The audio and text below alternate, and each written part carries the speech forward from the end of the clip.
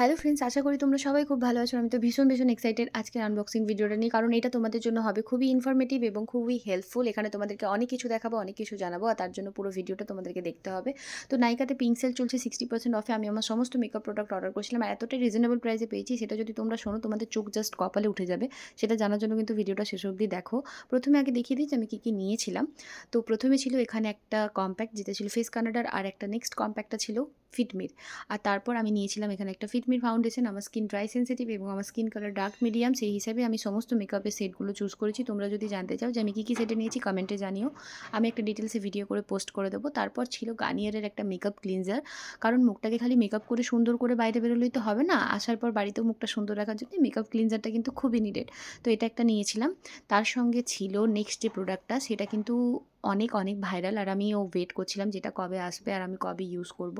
তো আর ত্রিদিমের এই লিপস্টিক টিনটা, যেটা দেখতে তো ভীষণই কিউট হয়, জানি না লাগানোর পর কীরকম কী রেজাল্ট আসবে, তোমাদেরকে অবশ্যই জানাবো। তারপর ছিল মার্সের একটা আইশ্যাডো প্যালেট। তো এই প্যালেটটা ছিল নিউড শেডের, আর এটা না ভীষণ কিউট ছিল। এটা দেখার পর তো আমার জাস্ট মনটা পুরো খুশি হয়ে গেছিলো।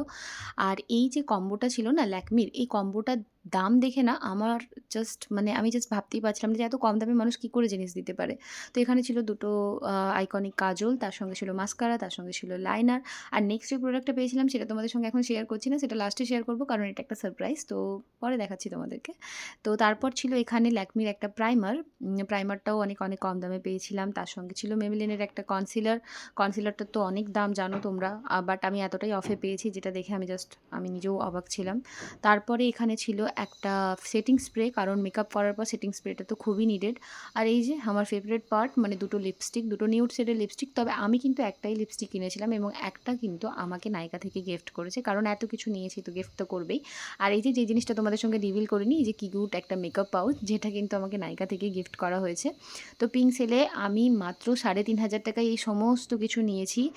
এত কিছু মেকআপ প্রোডাক্ট, আর সবই ব্র্যান্ডেড, দেখতেই পাচ্ছ। আর তোমরা যদি এগুলো ডিটেলস চাও তো আমাকে কমেন্টে জানিও, আমি একটা ছোটো ভিডিও করে পোস্ট করে দেবো। ভিডিওটা ভালো লাগলে লাইক করো।